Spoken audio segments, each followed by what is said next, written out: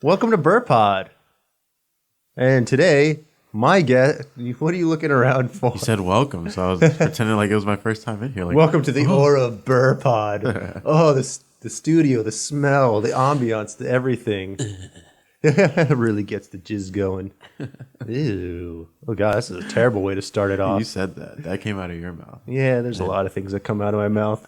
I don't really have control over it or not. All right, so today my guest is Chris Hale. Hello. Hi, Chris. Thank you for being on Burpod after our huge fucking technical difficulty extravaganza. That was funny. Yeah. Not really. No, it wasn't. So for those listening, we had a hard... For some reason, my studio just likes to fuck with me. And the microphones weren't working. The soundboard wasn't working. The table did something. I don't know. It was just connectivity You hell. almost flipped the fucking table, dude. Yeah, I did almost do that. But your monitor was looking good the whole time. My monitor is looking good. I did get a brand new monitor. Thank you for pointing that out to everyone. She did. That's the thing that's been causing everything hell. New monitor, shitty life. All right, so you're on Burpod now. Chris, tell us about your... No, you don't have to tell me ourselves. Let's go over how we know each other, how we met. How we met. How we met. Is this where I talk the whole time and tell you the story? You gonna help me with the story? I'll help you with the story, yeah. All right, cool. I'm just going to leave you hanging. All right, I appreciate it. We're both two cripples hanging out here. We got to help each other out. But first, I'll introduce you, I guess. So you are Chris. We are both wheelchair using people. We're both disabled, cripples, We're both disabled. whatever you want to call it. Handy capable. Handy. Whatever PC principle thing you want to throw this into. Handy fucking capable. I don't know how you feel about the word disabled, but I hate it. I don't know how I feel about any of the terms. I guess. I get it, like disabled, I guess It's safe. it covers a large umbrella of people with different disabilities. So I get the terminology. Like, they're not called handicapables. They're called disabilities, so the disabled. I'm like, all right. I get its derivative. Right. But I don't know. Sometimes it rubs me the wrong way. It depends on who's saying it, I guess. How and who. Yeah, I get that. But, so we met in the hospital when we were both injured around the same time. 2008. 2008. I was injured in July 19, 2008. And you were a couple months after me? Yeah, I was August 29th. August 29th, 2008. So a month and 10 days right after me. And I had gone to a different hospital first. And then we met at Kennedy Krieger Hospital when I went to another hospital afterwards to kind of get more acclimated into the whole wheelchair life. Right. Was Kennedy Krieger your first hospital that you went to when you... It was my second, not counting like the one that I got taken to get my surgery. Like my first surgery was... Well, then in that case, that'd be my third hospital, yeah. Yeah, it was shock trauma first up in Baltimore. And then I went to Kernan Hospital, which is now Umroy. And I was there for about 3 months or so, till right before Christmas. And then Christmas happened, my body went fucking nuts. And I got checked into Kennedy January 2nd, right after New Year's. And Kennedy Krieger is a hospital in Baltimore connected with... Hopkins adjacent. Yeah, there we go, Hopkins adjacent. So what do you mean why your body went crazy? I was constipated. Really? So it turns out I had an impacted bowel. So that means like you basically are full of shit. And since I had just gotten hurt, my body was still kind of like trying to calibrate itself. Like autonomic dysreflexia. My body would go nuts. Like I would have these throbbing, I called them shotgun headaches, because it felt like somebody was just like fucking shooting the back of my head out every time I had to go to the bathroom. Like my head would throb, and it was like the worst pain I've ever felt. Like, Yeah, it's fucking awful. yeah, I can't stand... 10 out of 10. Nothing else can ever reach a 10. So like now, even if it's like you could cut my arm off, and I'd be like, it's at a 7. Like nothing can ever get that high. Like once you reach a 10, everything else just kind of drops down, depreciates in value. Right. And for anyone listening who don't know what autonomic dysreflexia is, one, you can either Google it, or two, I can tell you about it right now. So Fair. I don't. Depends how patient you are. Just sit back. I'll tell you all about it. So autonomic dysreflexia is a condition amongst spinal cord injury patients that deals with the nerves. So anything below your level of injury, if you can't feel something, your body doesn't know how to react. So what it does, it spikes your blood pressure, and you start sweating. You get a massive headache until whatever is causing it is cured. Yeah. And I've had it. Appendicitis set it off for me one time. You had appendicitis? My blood pressure was like 220 over 160 at one point. Oh, hell yeah. I know exactly what that's like. Yeah, and an ingrown toenail can set it off, impacted bowel, having to go to the bathroom, such and such. But I get that's what was happening to you. Yeah, it was shitty. It would happen 2 more times while I was there. I think it was after you left. My body did another trick on me. And then, but yeah. Well, did they have you on a lot of painkillers, though? No. So I've always had this thing about painkillers ever since I was young, and that I don't like them. Like, I was that asshole kid that you'd give me Tylenol and I just wouldn't take it. The thing is, like, headaches were the thing that I was always weak to as far as, like, my tolerance. Like, if I had a headache, all right, I'd take some Tylenol, but, like, I'd try to just sleep it off. Right. So they tried to give me painkillers. I didn't want to take them. I wish I had that mentality. I was on painkillers for 9 years, and majority of it, I was taking them for fun. Yeah? Yeah. I was prescribed Percocet from the very beginning, and I took them for 9 years, and I told people I had shoulder pain, which I do. I have pretty violent shoulder pain. But it's not something Tylenol or ibuprofen can't handle.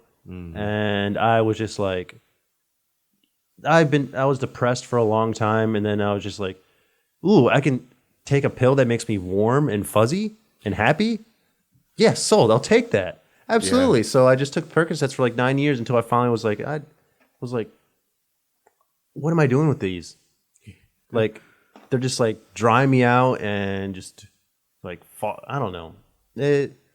Eventually I stopped taking them because I had to start getting drug tested for them, and then I wanted to keep smoking weed, and my pain doctor wouldn't let me smoke weed because they drug tested me and give me narcotics at the same time. So I kind of chose weed over Percocets. Okay. And that's kind of how I got off of them. You can share one. You shouldn't share the other. Yeah. So. And I'm glad because now, like, I realized, like, there was just a crutch. Yeah. And like I said, there were times when I did need them, I will say. But a lot of times I was abusing them just because I was depressed and, like, cold. And, like, they make you warm instantly. And you're like, all right, sweet, cool.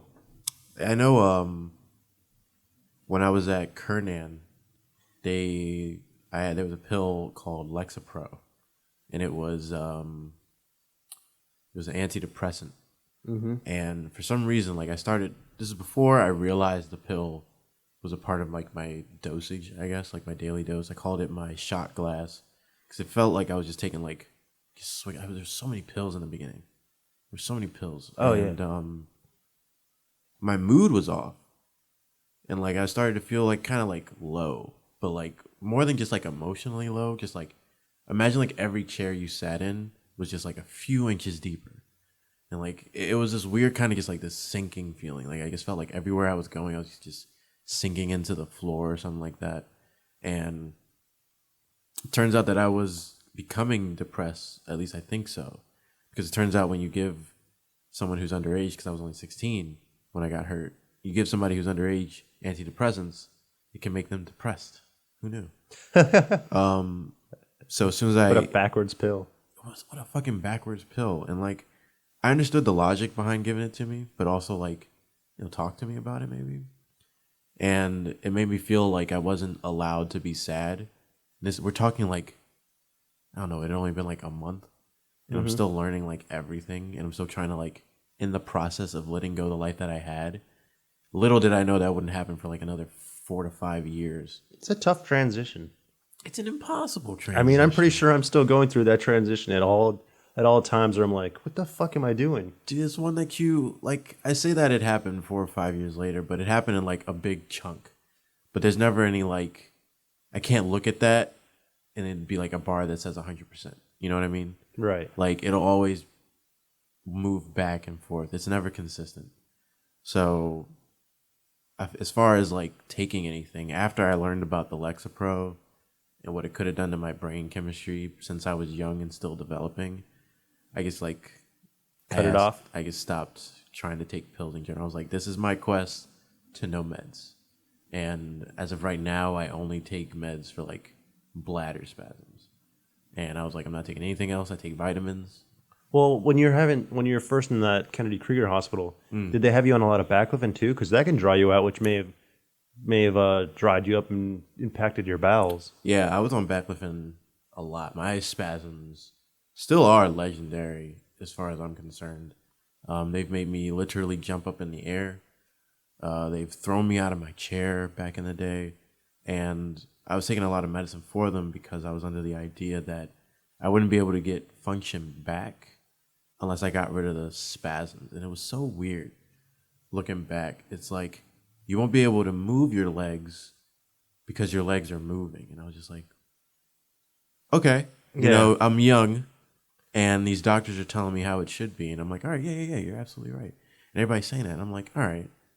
And little did I know, you're not going to believe where I got the inspiration to stop taking those medicines. Let's hear it. So I was watching The Incredible Hulk starring Edward Norton. And if you don't know who the Hulk is... fuck you. All right, fuck you, yeah. Yeah, there you go. He's...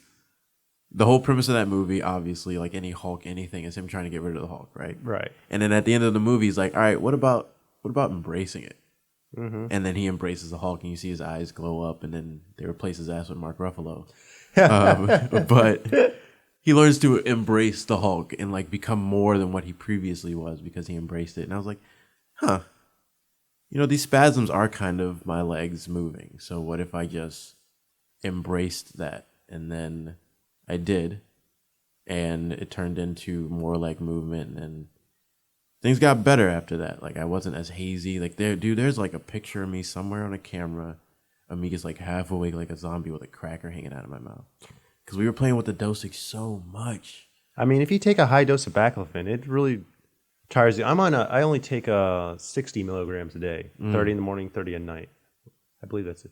And again, for the audience, we're talking such a foreign subject that few people know about. That's true. Outside of our family and friends, no one knows exactly what we're talking about at all. This is true. So people with spinal cord injuries, such as me and Chris, we have what's called muscle spasms. If you've watched Burr Pod before or you watch any of my other podcasts, you may have seen at moments where like my hands will start spasming or like my legs will get jumpy or I'll kind of jump up like this, right? Those are muscle spasms that we can't control that kind of just jump out of nowhere and we have no explanation where they come from. The severity differs from person to person. Mm-hmm. Yours are fucking crazy. Mine can be crazy sometimes. My gut will just like shake randomly. And like that, right there. That's a muscle spasm. There, glad the camera was recording for that. And what we can take is baclofen is something that can help subdue those. Yeah. Some people will take baclofen pumps where they'll install a little hockey puck into your stomach and it puts baclofen right into your spine. Mm-hmm. And it's a tricky medicine to really deal with. It's a tricky medicine. The whole idea of trying to stop muscle spasms is such a chore. I just got so fucking tired of it. I was like, ugh. Well, I went through every med they had. They're so fucking like spasms can be beneficial and work against you at the same time. Like one time my foot fell off my foot plate, and if I breathe really deep, I can kind of like get a muscle spasm to come on, and my foot jumped right back onto the foot plate. Yeah. Or sometimes if like my triceps don't work, so right here I can't straighten them. Mm-hmm. And like at night, if I need to straighten my arm, I'll like try and move around to trigger a spasm, and then like my triceps will kick in, and I use them that way. So it's like it's a weird tool that we have in our pocket that we hate. It's what's the word I'm looking for? Compensation. Like it helps me a lot. Like I started using mine to stand. I started using them to take steps and like parallel bars and all that stuff. Like there was so much that I wouldn't have been able to do if I had gotten rid of them. And it took a long time to learn how to use them in those ways. But like I don't regret it. They still throw me out of my chair and put me in danger plenty of times. But I don't know, it's just you just get used to it. Like I've learned that you can usually get used to just about anything, which can be a good or a bad thing. Oh yeah, we got to get used to a lot of shit. It's a lot of shit. But so, how we got onto this topic is the pills. And you being, we started going over how we met, and we barely even went over how we met. My so bad. let's go back to back to we met, because here's my view on people in wheelchairs. Right, I think you share the same view as me. It's probably the reason why we're such good friends and we still get along to this day. Is when you're in a wheelchair and you're thrown into a world of wheelchair people, everyone expects you to be friends with, like, oh, this guy's in a wheelchair too, you want to be his friend? It's like that whole thing's like, oh, this guy's black, you want to be friends with him too? Yeah. Or this guy's gay, you want to be friends with him too? Like to another gay guy or black guy, or, you know, with like, yeah, anything. You know, it's like you stereotype, and like it's annoying. But you and me, we were roommates in Kennedy Krieger, and we both laughed. You were on the other side of the curtain. And you laughed at something that we laughed, or the TV cut out. I don't know. My mom knows the story way better than we do. That's true. And we both laughed, and then we kind of just hit it off. Yeah. And we were like, oh, you like these things? I like these things. Yeah. You like that? I like that. Yeah. And we just kind of had the same kind of humor and same kind of interest in things. And you and me just became like buddies throughout the hospital. We'd go around wreaking havoc throughout the hospital. There was a lot of hijinks. Yes. I remember we were stealing, what's it called? Those hygienic masks. I remember we like stole a bunch of those, put them on, and then we're put on like those like yellow gown things too. Yellow gowns and the stethoscopes. Yeah, the stethoscopes, and we're just going around the entire place, just pretending to be doctors. Mm-hmm. Exactly. One of those families we went to see, it was their first day there. I like to think that they got a laugh out of it. I'm not entirely sure. We went to a family. We went to a family. I remember because we went in and we kind of like introduced ourselves. We're like, hi. I'm Ricky. You're like, I'm Ricky. I'm Chris. And we were just like talking to him. And I mean, we didn't talk to him very long, but we kind of just introduced ourselves. And we were like, yeah, we're doctors here. Like, obviously, they didn't think we were doctors. Yeah, obviously, just kind of like bullshitting around. But I guess they kind of like got a vibe of that place. Like, all right, these kids are having fun. Because it was like, to be honest, it was just like inpatient is such a good memory, despite all the things that happened there, like my body wise. But like, everybody there was there for different things, but we were all there to get, make progress. Yeah. And everybody had their different hardships, but it just felt like a sleepover. It was like this huge ass sleepover. The whole floor, you had all the techs, and the techs were cool, the nurses were cool, and then you go down to the playroom, and the playroom people were cool. I forgot about the playroom. Dude, the playroom and like Wednesday night dinners. We would order food. We'd go down there and talk to everybody, meet everybody on the floor. This is crazy. I don't remember. I remember this now, but yeah. I have not thought about that in such a long time. I go there all the time. Like I do a lot of to the old inpatient building. Yeah, I mentor those kids when I get time, and I go down there. Most of the people are still there. A lot of them aren't. But yeah, I go down to the playroom. I hang out with them, play Wii U, whatever, Wii Sports. And it's the same. It's the same. The people are the same. The ones that are still there. But yeah, I'm in there, and every time I'm looking in there, I'm like, I remember sitting at that table myself. I remember our room looks completely different. All the rooms look way better than when we were there. Really? Yeah. Well, that's because we are at the end of like that. That building was just about to be renovated right before we got kicked out. That's true, because a new building was being built. Yeah. Yeah. Yeah, it made me feel like I remember after I left 5th grade, and they decided to replace the jungle gym at my elementary school. I was so upset. I was like, man, they just got a new playground. And like my Fuck middle you kids, school, I want to play. My middle school was attached to my elementary school.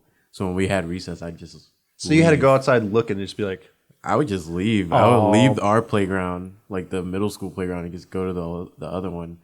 It was cool until I like got a growth spurt and I looked too old to be over there anymore. And then you stood away. You stood afar, looking at the playground, like, "Hello, darkness, my old friend. I've come to talk with you again." Hell yeah! But yeah, man, we did a lot there, man. But we watched movies. We were only there. I mean, I don't remember. Did I leave before you, or you leave before? Yeah, you left before me. I remember at one point something quarantine happened. Oh, you had to be You were no longer my roommate, dude. And I got put in with some guy who hated everything I did. Like apparently I watched. I remember he complained that I watched Zach and Miri make a porno way too loud. Which, granted, I can understand now then. But back then, I was like, "Fuck it, dude! I just need some goddamn laughs." But he was. I mean, he was a nice guy at the end of the day. Right. I was just being an asshole of how. I didn't. He was going through his own hardships as well too. But he was so loud, obnoxious, always yelling, and Pretty sure I know who you're talking about.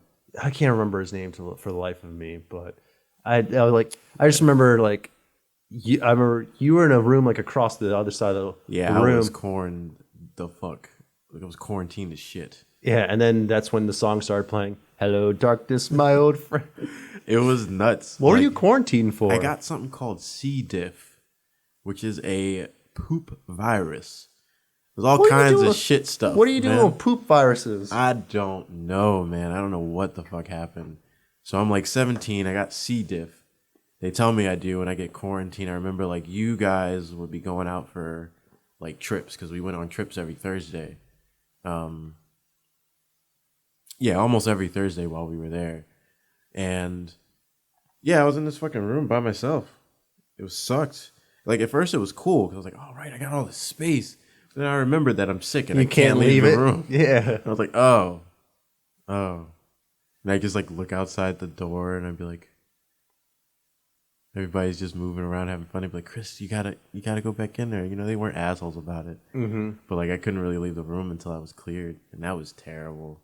That sucks. It sucked. So I do remember bad. going to visit your room once. I think because I had just bought a new computer, and it came in there. And also there was that one nurse who brought in her snake one time. What? I don't remember that. Dude, I have pictures of it. What? Yeah, this one lady hid her snake in her backpack and brought it into the room and showed us her snake while we were hanging out. Cool, snake. That's awesome. I remember the dogs used to come every week too. I don't remember that. They used to have dogs that would come every week or so. I remember a guy coming to play guitar. Guitar? That's crazy. I don't remember that. I remember them giving us free acupuncture. Oh, I remember that. I remember saying no. Yeah, I did it once and my headache went away. I was like, I was just afraid Witchcraft. of the needles and spasms. I was like, I'm going to end up skewering myself with these needles. Right. God knows what would happen after that. But it's weird looking back on it now because all the other times we've hung out, we've never really talked about it until right now, our memories of that. That's era. true. That's why it's so out of order. I apologize. Yeah, we're remembering this just right on the spot. Yeah. I guess we didn't. We don't really talk about it. Do you remember that one kid? What was his name? Maybe I shouldn't say his name. Don't say his name. I know who you're talking about. I already know who you're talking about. The asshole? Yeah. With the brain injury? Yeah. Dude was a fucking dick. I don't care how injured his brain was. That guy was a fucking asshole. He's the meanest, sourest guy who just wanted everything done his way. Yep. And I was just like, fuck you, dude. And I remember he tried being mean to me. And he was like, he called me dumb or something. And I was like, I remember saying this and feeling so bad. I was like, yeah, last time I checked, I'm not the one with the brain injury. Shit. He's like, you do have a brain injury. He's like, no, I just can't walk. That's a spinal cord injury. And he's like, whatever. And then his mom was like, she's like, I'm sorry. And his mom was the nicest lady. His mom was very nice. Super nice. It was like looking at a real life version of Cartman. His mom was so nice and so tolerant, and he was not. And I get it. I wasn't too bothered. I acknowledged it, of course. But I wasn't too bothered because again, everybody gets we're all at the hospital, but we might be different places mentally. But we're all there together, man. But we're all there together. You're right. And I was just like, dude, you don't if other people are having a good time, he always had this need to interject. Oh, well, it's not that great. And it's nobody gives a fuck what you think. Yeah. Shut the fuck up. Exactly. Of course, I never said that because I was a pussy back then. But I would have if I was there now. Apparently, I I'd wasn't yell a at a pussy. child. I fucking made fun of his brain injury. Yeah. Whatever. We have that card. We're in that environment. Some guy walking off the street in the hospital making fun of the kid's brain injury. Bad. Yeah. You like how I'm just saying this just to justify myself? Yeah. Yeah. Yeah. Get your validation any way you need it, man. Any way you need it. I'm here for you. I swear to God, I'm in the right. Come on. I am. He was a dick. He was a dick. But He was a dick. In a place filled with so many nice people, one sourpuss really fucking sticks out. Really sticks out. Everybody's just like, wow, we're all just trying to make the best of a shitty yeah, I was situation. just like, dude, shut the fuck up. All the time. Yeah, he left like right after you. Got real quiet. Got real fun. Party streamers everywhere. Yeah. I saw him years after too. Really? Yeah, I just looked at him though. I didn't speak to him. He didn't recognize me. I don't know if I'd recognize him. I barely remember. I remember like a blackish fro. I know he was white with like really fuzzy hair. Yeah. Yeah, he was. That's all I remember. Is. Nah, he looks the same. He's just taller. He hit his growth spurt. It was so crazy. I mean, like, you got to think about it. We're what, 17? How old were you in there? I was 19. Yeah, so we were like the oldest ones. I think I was the oldest because it was a pediatric facility. You weren't allowed to be in until like before 20 or something like that. So Yeah. I was the old guy on campus because I had literally just turned 19 that November. Because I was in the hospital when I was first injured from July to October. Yeah. Then I was home from October to November to December. And then January is when I got admitted to that hospital. And then I was there for like another 3 months Yeah. or so. If I left in April, you left in like late March. Yeah. Like, I wasn't there that much longer than you, but yeah, we were the oldest ones, if I recall. Which was the exact opposite of Kernan, in Kernan, I was the youngest by maybe like 10 years while I was there. Yeah. So like everybody else is like 30 or like late 20s. And I'm sitting there 16 with all this energy and nothing to do. So coming to Kennedy was awesome. Like, it was just nothing but kids were there. I could talk to people about things that I also liked and they knew what I was talking about. I'm on the opposite end of the spectrum with you because when I was injured and I was sent to Atlanta at Shepherd Center, there was no room left on the youth floor. And they put me on the third floor, which was all old people. And I had way more fun with them than I ever did, like mingling with the people my own age. Because for some reason, there's some war between quadriplegics and paraplegics in a hospital. All right, you're not wrong. Yeah, where does that war come from? But a lot of them were paras and some were quads and stuff, but none of them liked me for some reason. I don't know what that is, but there is this. I think it's like a. I don't know why it's two-sided. You know what I mean? Like, I can understand the quad being jealous of a para. By the way, quadriplegic is when you suffer from paralysis in 4 extremities, being your arms and legs. And you can get away with being a para if you kept your hands in your pocket, but you're still technically a quad because your hands are always, yeah. Represent. I got you. Yeah, I'm a quad because I have low dexterity in my hands. Yeah, so we I got can't. weird curly fingers. I can't really move my left hand or my fingers. They do like some jitteries, but it doesn't count on my Asia, so fuck it. God, Asia. I don't even know what Asia stands for, but it's basically like a sensory test. How injured are you? Yeah. There's so much terminology. It's like a whole nother language. Oh, yeah. We could go into this for hours. Yeah, I don't want to be a medical textbook, though. So No. Well, okay. Let's do this then. Let's go over how you were injured because no one really knows that side of you. So, and I have some questions. Okay. So I got hurt on August 29th, 2008, which unfortunately is my brother's birthday. So what a great birthday present you gave him. Jesus Christ. An emotional wreck. It took years to give him his birthday back. I tried my damnedest. I think we're finally there now.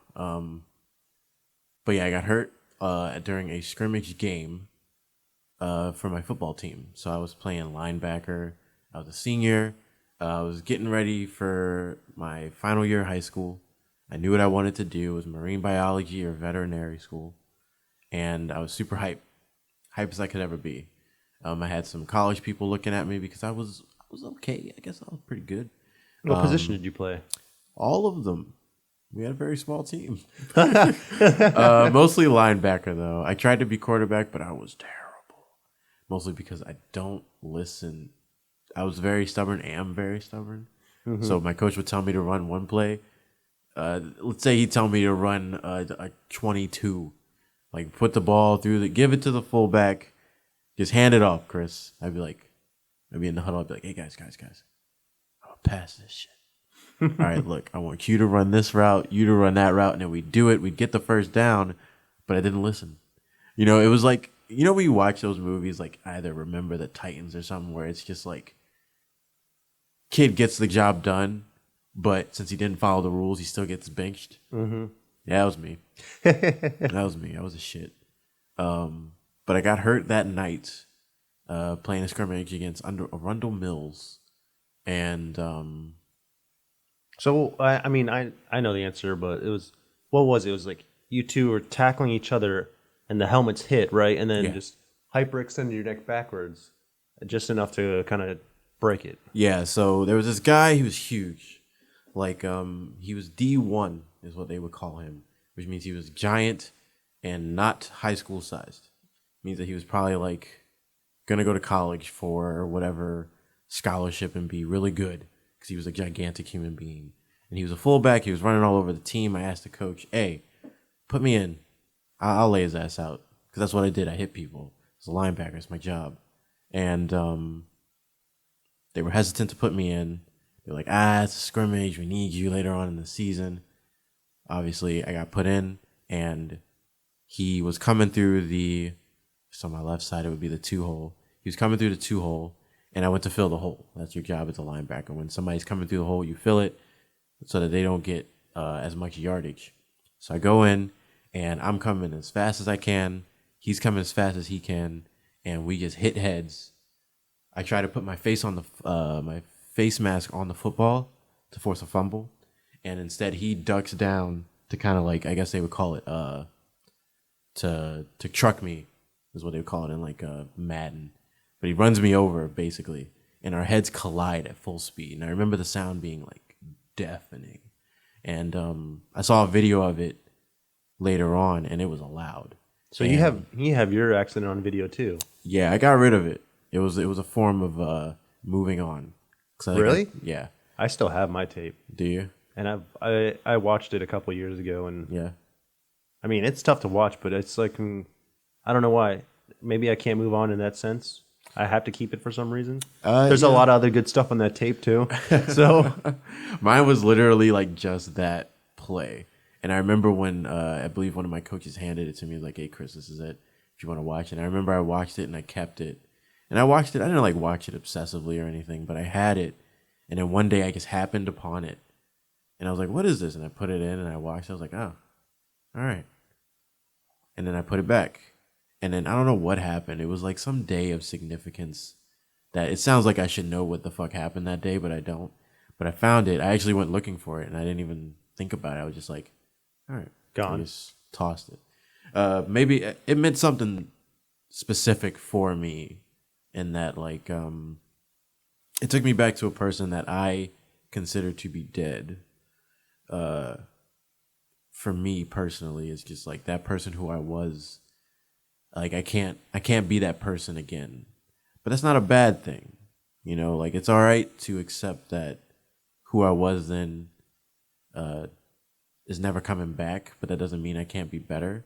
So of course I put my nerd spin on it. It's like Chris 2.0, Chris 1.0. Just a different version of myself with some things that carried over in the update, but not everything. But yeah, I hit the guy and like he was a lot bigger than me. So my head took all of the brunt force, and I tried to keep my legs firm. I tried to plant myself so I wouldn't fall over, and all the momentum just went straight to my helmet and my neck, and then my neck did hyperextend. And that's when I got my fracture in my C5, C6 vertebrae. Mm-hmm. And it bruised my spinal cord, digging into it partially, and I was just laying on the field. And they expected me to get up, and then I didn't. I had this kind of warm, tingly feeling but I couldn't move anything. So then they put me into the car, and the rest was just going to get X-rays. My coaches are scared. Everybody's scared. Get the X-ray, and it's like, yep, he broke his neck. And I remember like hoping, like, oh my God, please no, don't let it be that. Like, it's my brother's birthday. Fuck. But like everything was happening at once. My mind was just crazy. It sounded like there was a fucking concert going on. There's so many voices, just all these thoughts in my head. And I don't remember much else. I do remember them telling me that I couldn't go to sleep. They said, don't go to sleep. If you go to sleep, it could possibly result in a coma. Yikes. Because I could have been concussed and they couldn't tell. They were more focused about the spinal cord. Mm-hmm. To which I'm like, I'm glad you had your priorities straight. Yeah. So then I go to shock trauma, get my surgery, wake up, and I'm in shock trauma for like 3 weeks. Then I go to Kernan, and then the rest of the story is what we've been talking about. It's pretty fucked. Like, it was a shitty day. It was the first scrimmage. It was like the first week of my senior year. I was all ready. Finally had the classes that I wanted. I had everything at that time, like that a 16-year-old would want, except for a car. And then that happened, and I was just like, wow, what kind of fucked timing is that?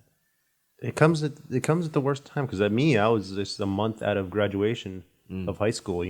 Right when independence is like right on your front door. Knock. Yeah, knocking on your front door, and it just fucking fucks you. Yeah. But like, where were you emotionally when you first like realized that, oh shit, I'm paralyzed, and like, where are you now looking back at it? Like, when I first realized it, I was on my back on the field, and I was like, that's when you knew, like, right, here we go.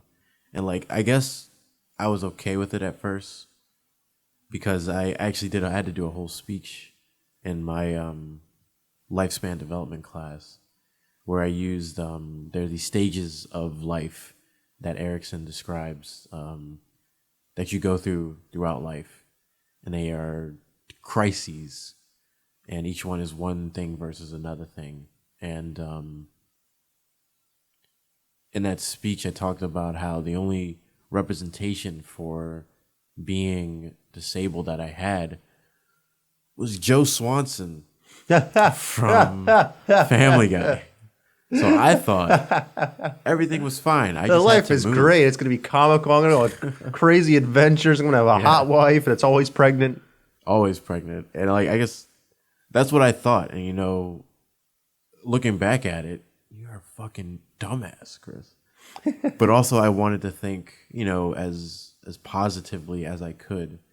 But I didn't realize how much I didn't know, which was all the medical shit that we've also talked about. Right. I think I was good until I woke up from my surgery and my aunt handed me a PSP. And she hands it to me, and it literally just like falls through my hands. Because I could barely use my arms back then. Because when I first got hurt, I was hurt from the neck. I was paralyzed from the neck down. And over time, things started to come back. But that first, like, maybe the second week after I had gotten over like the anesthesia and just being like body in recovery, so I needed to sleep, she hands me the PSP. It slips through my fingers.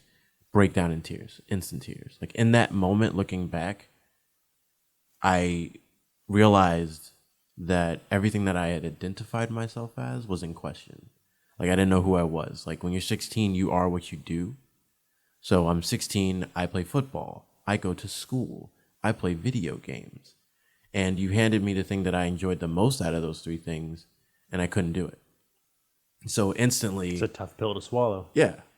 Instantly, I have an identity crisis. And of course, I didn't know that then, but I broke down in tears. I was crying for a while, too. And everybody around me is like trying to help me feel better, and I remember that. And I remember that weight. Like, I could feel like the bottom drop out of the room. Like, everybody was good in air quotations. But then once I started crying, the room just sank. And it was that same sinking feeling that I described with the chair getting deeper and deeper.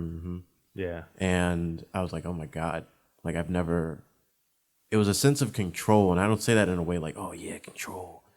but like you're the emotional thermometer for the room after you get hurt. Like the way you act is the way everybody else is acting, and everybody else is on like fucking eggshells the same way you are.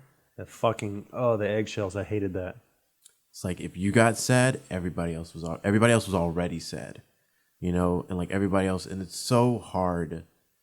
And this is something I learned through mentoring. Is like when you tell a kid, it's gonna be all right. It's gonna be different, but it's gonna be all right. And you're like, but you're gonna have to work for it, right? And it's that idea. Like I kind of understand how parents feel. Like you tell a kid that, and you're like, they have to do it on their own to a certain extent, right? You know? Like the therapy, I can't do the therapy for you. Mm-hmm. Like you have to do that. Like things can get better, but you got to work for it. And it's that uncertainty of being like, will they push through it? You know, what can I do to help them push through it? What can I do to help their mood? And like that's, in hindsight, I know what that fear was that my parents and my aunts, my friends and family felt, because they're like, he's not dead, but where do we go from here? What can I do? Oh, wait, there's only but so much that I can do. Yeah. So I'm saying, sounds like through mentoring, you've managed to step outside of yourself and see what everyone else saw in a new light. Very much so. The reason why I enjoyed working with kids, even when we were back at Inpatient, I don't know if you remember, I started a movie night while we were there. And it was just to get everybody in the same room. And I have a poster of it. We watched Horton Hears a Who. I wanted to watch stuff like The Dark Knight or something, but we couldn't do that. And I remember watching Horton Hears a Who. Yeah. So I got to make the posters for that. They helped me out, like all the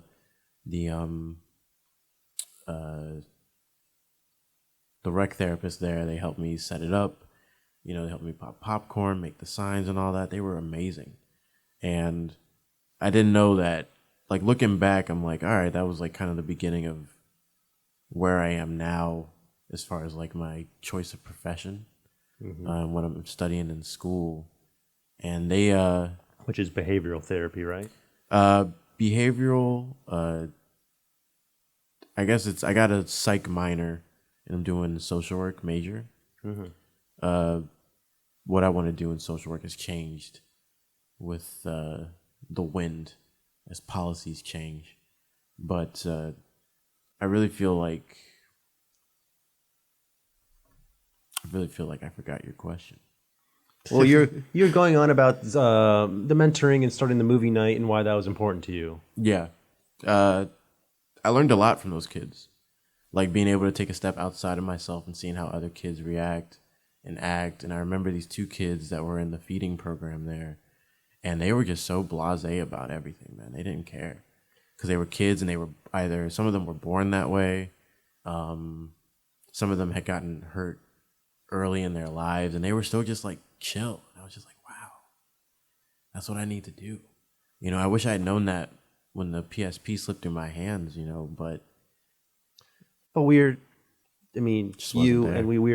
teenagers. We're, like you said, we're at that stage of life where we think we figured it out. We think where our identity is like, well, this is where our life is going to go. This is the trajectory. And then we're thrown massively off that trajectory. And it's just like you're instantly lost, thrown right into the deep end of the water. And you're like, all right, how do I swim again?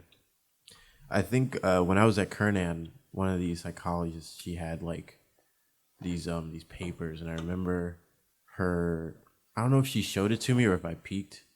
And this is where I first saw the Erickson stuff. I wish I could remember the specific names of the crises for each age.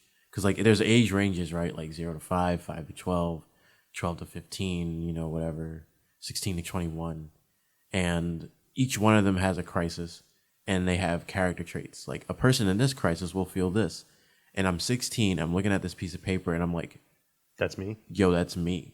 Like I've never felt so humbled in my life to see that all my character traits were just on a piece of paper from someone who's never met me. And like, that's who you are. Like when you're 16, you think you're invincible. Yep. When you're 16, you think you're hot shit. When you're 16, you think you're always right. Mm-hmm.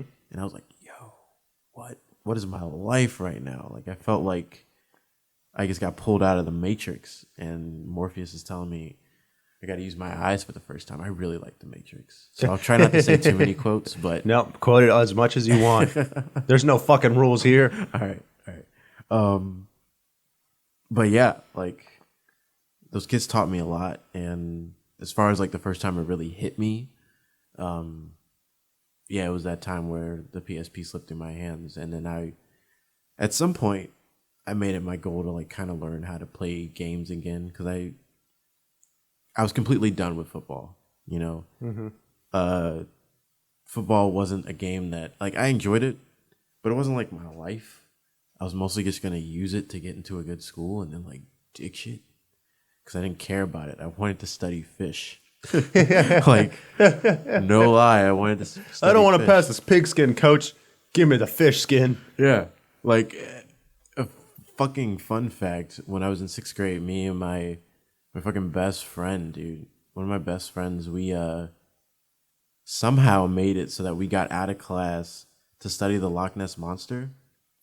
So every reading class, I think, I would get out of class and we would go to the library and we would just watch these like 24-hour cams that they had of the Loch Ness, seeing if we could find the Loch Ness Monster. We were obsessed with like cryptozoology, and from that point, that's when I thought marine biology was my shtick. Mm-hmm. But yeah, like I ditched football immediately.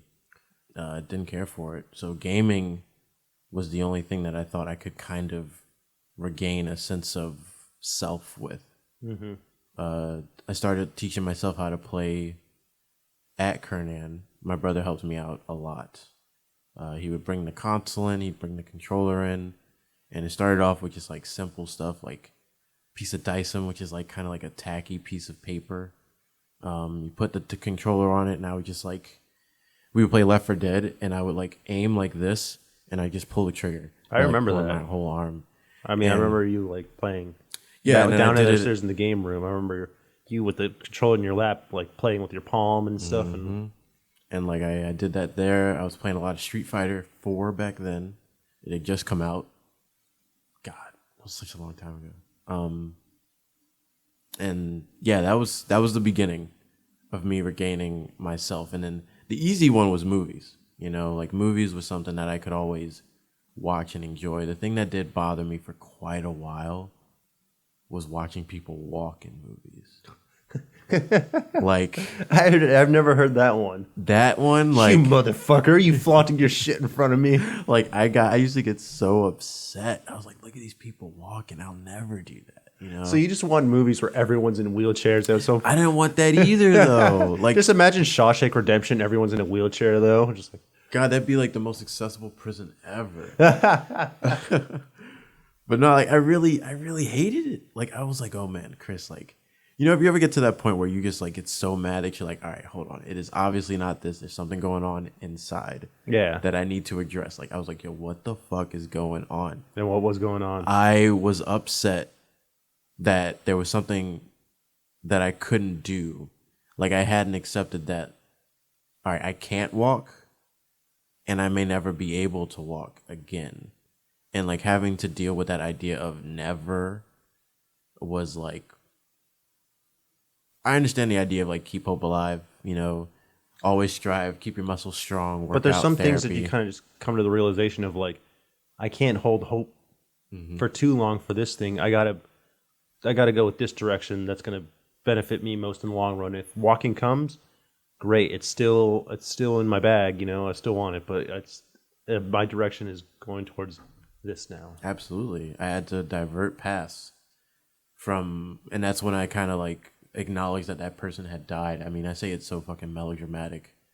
I'm very aware, but like, yeah, like I had to let that person go.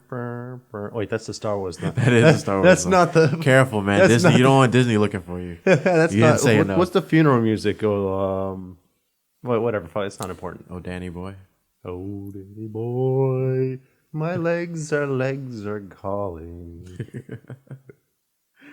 But yeah, shit. Where was I? Talking about accepting that you may not walk and yeah, dealing with that and just moving past it and choosing like, all right, this is my new trajectory now. Of course, I didn't know where I was going, but I feel like I had hit a milestone where I was like, all right, I can ditch this. And I guess that might have been around the same time I got rid of the DVD of the footage of my injury. It's around the same time I got rid of that. From there, gaming became everything. Gaming and watching movies was like, this is my foundation, you know? Like, I can't play all the games. At the time, I couldn't play all the games that I wanted to play. And even now, you know, I still get kind of iffy about certain games, like whether or not I'd be able to play them or not. Right. But I usually find a way, and I really enjoy that. But yeah, that's... So what is your relationship with football now? Do you still, like, does it still hold a place in your heart, or are you just kind of throwing it away with Chris 1.0? Tossed it, man. Just complete, like, I deleted the fuck out of it. So there's no part of you that misses football or anything, or like, do you think you just threw it away because it's no longer what you can do, or do you think you threw it away as a coping mechanism, or? That's a good ass question. I think me throwing it out was putting a nail in a coffin. Like, I was already done with football. I was literally using it to get into a good school. Yeah. Because, like, I didn't like school, so my grades weren't great. And I like the classes where my grades were great were like, I went to school for environmental science, which I loved.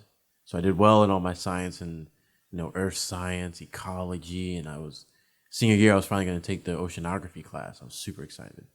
And like all my grades there were pretty great. Other ones not so great. So I was just using it as a vehicle to get me where I wanted. And then, like I said, I plan to ditch it. My relationship now, I feel like It's just another thing on the TV. I don't even watch it. That was the thing, though. Like, I was so, like... Dude, the early 2000s, mid-2000s, right before 2010, it was a different time. As far as Iron Man had just come out. Yep. The same year I got hurt. And there was no MCU. So being a nerd still wasn't that cool. We were just talking about this the other night. Like, you know, I used to get my ass beat for, like, a Spider-Man. Now I can pick on somebody like, oh, what are you doing? Watching the game? Ugh, loser. You watching fucking football, you douche. Super Bowl? Blech. I'm going to go watch The Mandalorian. Like, if they released the new season for Star Wars The Clone Wars on the same day as the Super Bowl. Clone Wars, then. Clone Wars. Like, I don't give a fuck about the Super Bowl. I used it as a way to talk to the guys.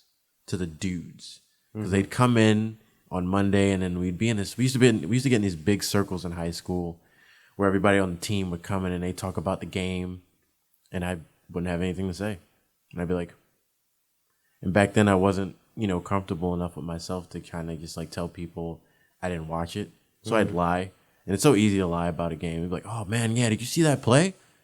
Oh, it was fucking nuts, right? Oh yeah, I know what play you're talking about. Yeah. was a good play. I remember that. What quarter was that? Like the third quarter? Like, yeah, it was like the third quarter, man. Third Like, quarter, that's where it was, yeah. Yeah, dude, it was fucking sick. That catch, oh my god. And when that ref called that play, oh, it was terrible. Like, it's so easy to bullshit sports, dude. It's fucking incredible. But I'd watch the game so that I could like say specific things. So I don't think I ever really liked watching it. I loved playing it, no doubt. But like my love for it was kind of falling off. And I just wanted to do other things. So when I got hurt, I was like, all right, I can put this away without feeling like I played it a lot, man. I have been playing football since like middle school. And it was crazy because right when I started middle school was right after I had quit band because I played the trumpet when I was younger. I wanted to play the violin, but my teacher was super fucking racist. So I didn't get to play the violin. That was my first love. So fuck you, guy that never decided to teach me because I was black. Goddamn racism.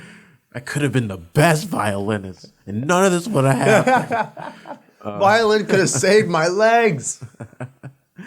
But no, I went on to play the trumpet because the band teacher was super cool. And then I quit band for some dumbass reason. even though I loved it and started playing football, most likely because of toxic masculinity. And then that was just like the game. And I liked it because I liked hitting people. But it was mostly because I was just like angry because I got bullied a lot. So there was just like a place where I could hit people and not get in trouble. But I guess like I just let go of all that within that short amount of time of getting hurt, being in recovery, being at the hospital. So like letting go of it might have been a bit of both. I'd say like it was on its way out in my life anyway, and it helped me cope as well. So you ended up having to go back to school like after you were injured, right? Did you have a problem with the way people saw you, like going back into? Because I didn't have to go back to school, but I had to see people again. Yeah. But did you have that like wall of like I can't be seen like this at all? Like I can't like I feel like less than like. Yeah. So I didn't have to go back to high school. I managed to graduate high school in the hospital, which fucking sucked. I had to do all this schoolwork all the time. They helped me out a lot. You know, my teachers were great, but it was just like there was a lot on my mind. So asking me to like read Macbeth was like a fucking chore. That book is boring. Or play, I don't know what it is, man. But I did get to go to graduation. That was the first time I got to see everybody. And graduation was great. You know, a lot of people had come to visit me when I was at Kernan, and then not as many people when I got to Kennedy. And then I stopped telling people to visit. Like, if you remember at Kennedy, like, it was usually just me. Like, my mom would come every now and then. But I'm the oldest of three. So I wanted my mom to kind of just, like, my mom and my dad at the time, they both would, I was like, yo, just stay with them. Like, they need you. I don't want them to feel, like, neglected or anything. Despite, like, me being a high priority because I just broke my fucking neck. But I spent a lot of time alone because I just wanted, like, time to reflect and Process. Exactly. So when it came to graduation, it was my first time seeing everybody, and I had lost a lot of friends. They didn't think I knew, but I fucking knew. I only had a few people that were still close to me, so the idea of me worrying about friends, I kind of like tossed those people aside before they realized I had tossed them aside, which is rude, and I should have been more forgiving at the time, but also I was High a school. teenager. Yeah. I went on to go to college. I went to community college, and that's where it started happening. And it was for reasons I didn't understand. I was afraid of people I didn't know. You know, like before I was worried that people would only see me as the person I was, but now I was terrified that I would make a wrong first impression as being somebody in a wheelchair. It's a hard like concept to wrap your head around of like being seen as like, oh shit, like I'm not like all these people at all. But if I get a conversation going, they'll see that I am. Yeah. But yeah, from first glance, people look at you differently. they do. And I brought up the question because I had a hard time with it. Did I you? remember one time I was leaving the movie theater. I was with my brother and a couple other friends, and I just sped off in my wheelchair and went down into a hallway where there was no one at, and just started sobbing and crying because like the way people were looking at me, I was like, "Fuck!" They all think I'm some kind of broken sack of shit, and it was kids too. Like the really like hurt me the most was seeing kids look at me because they see life through a whole different window. They don't see anything, and they look at you like, "Whoa, what are you sitting down for?" It's like, because these are my legs, boy. Yeah. But like that at the time, like I have a sense of humor about it now. Yeah. But at the time, like learning to cope with that, I was like, this sucks. It does. I think kids, they kind of threw me for a loop too, but then I saw a certain episode of Family Guy where Stewie desperately wanted Joe's chair because he was like, what is this half man, half machine hybrid? Yeah. I can use this to attain more power. And that completely changed my perspective. So thank you, Seth MacFarlane. You got me through a lot. God, I should write him a fucking letter, let him know. Send us free stuff. But no, You heard like, it here, that episode, man, it changed everything. So like when kids look at me, I realize that they're just like confused, like, Yeah, they're just curious. wow, you're rolling instead of walking. And I see like a kid in a stroller, I'm like, yo, what up? I got the big boy version, you know? And as far as like people though, I think I was just worried about the wrong impression. And for a long time, I guess I was worried about feeling attractive. Because then I'm a teenager. I want to talk to girls. But I was never good at talking to girls. You know, especially as a teenager. I was just like, neither was I. be The wheelchair quiet. makes it really hard. It makes it terrible, man. Yeah. Like, what are you going to do? Roll up to somebody and be like, hey, what's up? They'll be like, Nothing. And they just like try to leave. Hey, baby, you want to sit on my lap while I don't feel it? It's like, You want to rub my numb limbs? Fuck. Oh, man. That was the worst part, though. I just like worrying about that. And I worried about it a lot. Because like when I first went back to school, it was rough, dude. Like I went back to school stubborn as fuck. Because I went into school thinking that I could go in there and not use any accommodations. God, I was dumb.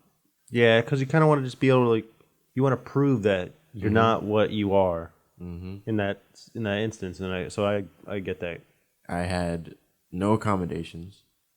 And mind you, I went to school when I wasn't able to use a pen correctly yet.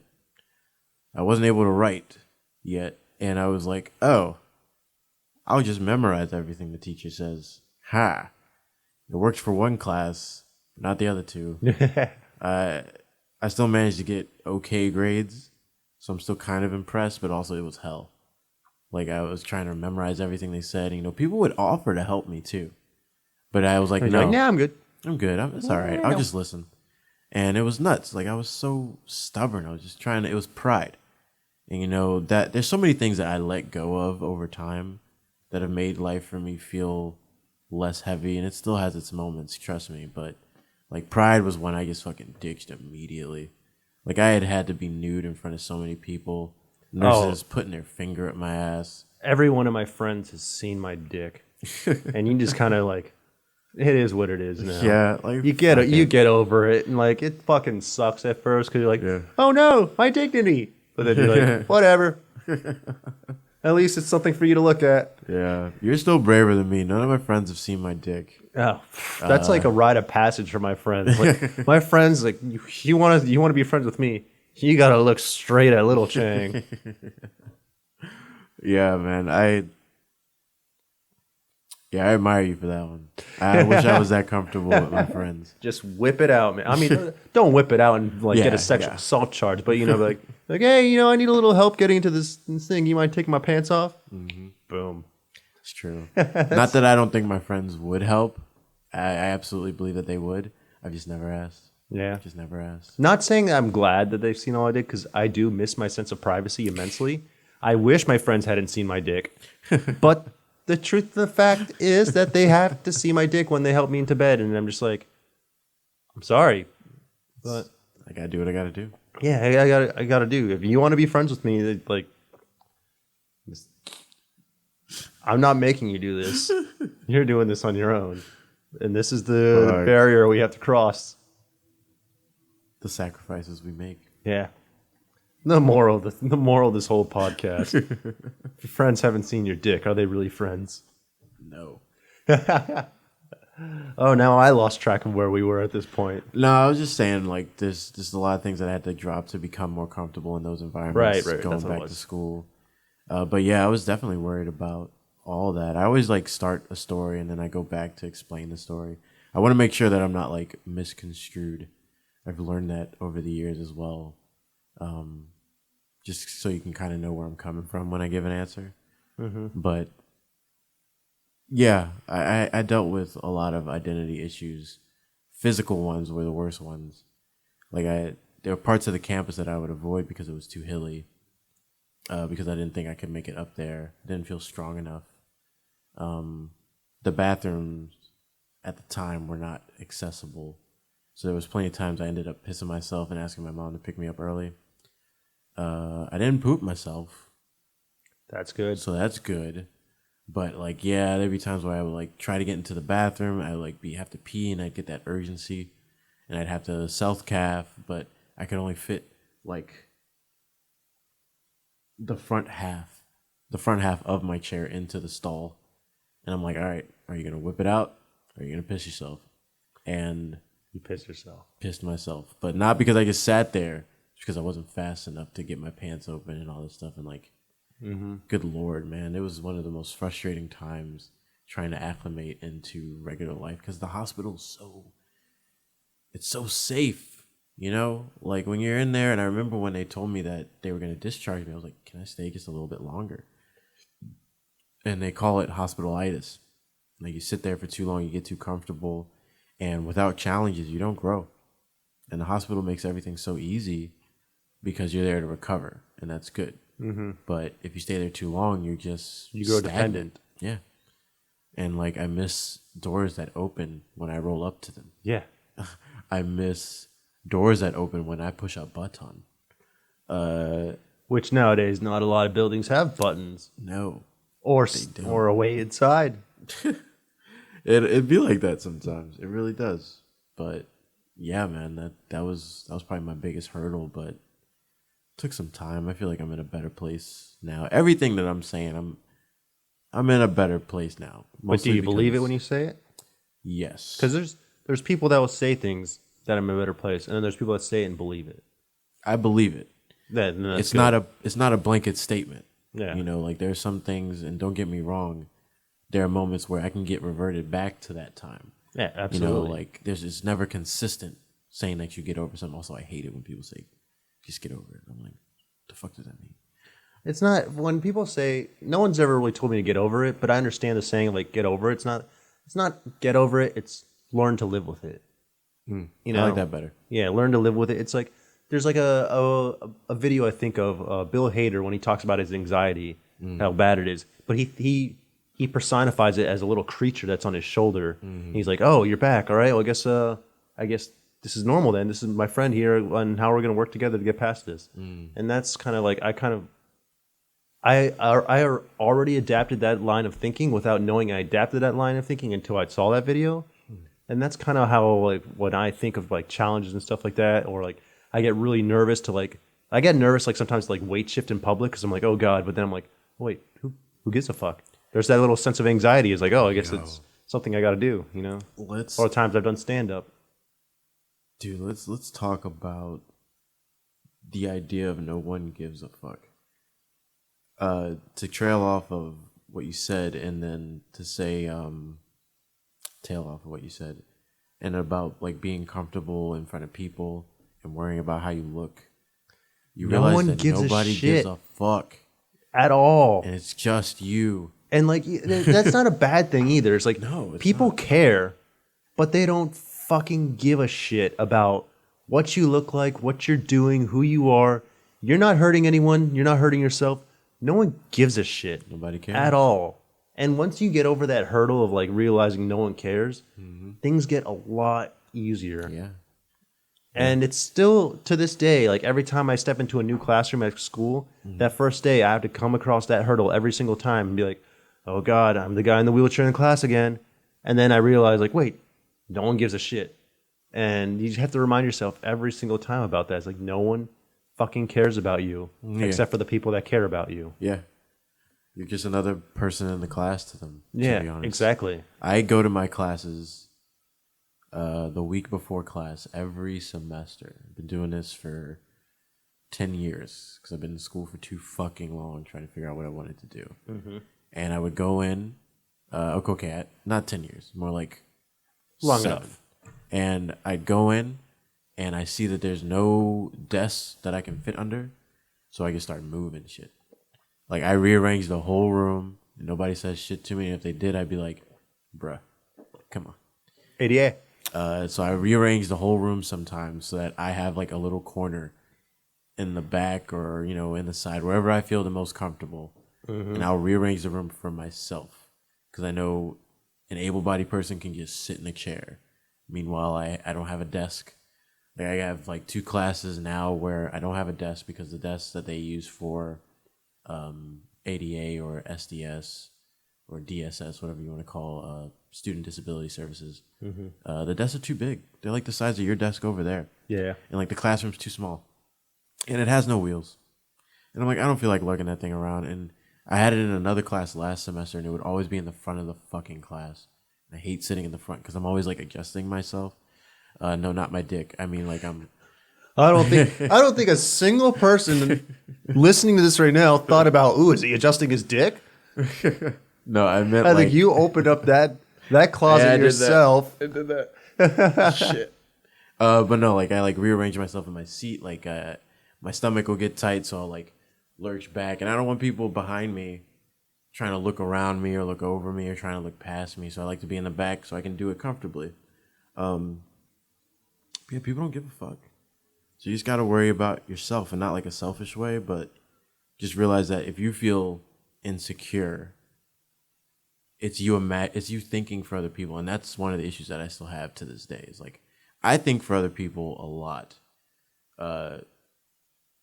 Again, not like in a dick way, but I think like, oh, that person's probably looking at me thinking this. Like I make up these narratives in my mind, Right. that As make me- everyone with any type of anxiety does. Yeah, and it makes me feel like all eyes on me, and it seems very like narcissistic at times. Yeah, like, who the fuck am I to be the most important person in the room that everyone has their eyes on me? Don't nobody give a fuck about you, Chris. Shut the fuck up. Yeah, exactly. I'm like, all right, you're right. And then I just like, I calm down a little bit. To your Bill Hader comment, I think you reminded me of all right, so in the Matrix, right? Morpheus, for the first time Neo's mind is set free, he goes into the Matrix with Morpheus, and Morpheus sits him down in these like busted ass chairs, and there's a TV in front of him where he explains the Matrix. For a very long time, that was like my room. Like I would sit in one chair, and then like another version of me would sit in another chair, and we would kind of just like talk shit out. And I would do that in my head on the fly anytime I was feeling upset. I'd be like, sit me down and be like, all right, Chris, what's going on? What's I think really that's going on? a very healthy coping mechanism, because that's something through talking to a therapist over the years that I learned myself to do, was like, just fucking talk to yourself and be like exactly what you're saying. Like, why are you feeling like this right now? Like, well, I'm feeling like this because X, Y, and Z. Well, what led X to Y and to Z? And you're like, oh, I did. And then you find your own answers like, oh, I'm an idiot. That's the real answer. Yeah. I learned it very early on that whatever questions you have, most questions that you have, most anxieties, most fluctuations in your mood, whatever you're looking for, you got the answers yourself, and it's usually just because you're spending too much time looking through your own eyes, and like sometimes you gotta be out here to see the whole room. You know what I mean? Mm-hmm. And I learned that early on, thanks to the Matrix. And Thanks, Wachowski brothers. yes, they're now just the Wachowskis. They have both had transitions. Really? Yes. All right, topic for after the podcast, but wow, I did not know that. Yeah, man. I keep up with them because they're making Matrix 4, or one of them is making Matrix 4. I digress. So they're the Wachowskis? They're just the Wachowskis. But like sisters? Just the Wachowskis. All right, again, we are digressing here. This is not the topic at hand. But yeah, I learned just like ask yourself and talk to yourself. I was told that emotions are the way you talk to yourself. Like, if I'm upset about something, it must be because I am just like crossing wires right now. Like there's something that I'm saying to myself that is making me upset. Mm-hmm. Obviously if somebody's making me upset, they might be saying something, but usually it's just me getting in my own head. And like, there's nobody who can piss me off the way I can. There's nobody who can make me scared the way that I can. As cliche as it is, you are your own worst enemy because you know yourself better than anybody else. Both of those are cliches, but they couldn't be more true. So thanks, I guess, after school special. Oh, that's a damn good message, I think, for the people to listen to. I think they'll need this this little message of clarity and hope after what is it, 2 episodes ago I was just talking about buttholes and such on the podcast. So A little bit more wholesome. well, yeah, a little more wholesome than looking at buttholes right now, but it's a balance. Sometimes you gotta have a little bit of both. You got a little butthole. Yeah, a little butthole in your life. But unless you have any final thoughts, I think that's a pretty good place to wrap things up. We're coming close. We're definitely over on time because I feel like we could talk about this for hours and hours, days. Like we haven't even scratched the surface of what it's like being in a wheelchair, what it's like being us, or like what we've done to stay friends. That's true. So one day when you're back, because he lives in Baltimore. I live in Baltimore, which is why we don't really get to see each other that much. That's true. But next time we can do a part 2. We can go into this. But anything you want to close on, or any questions you have for me? Oh shit.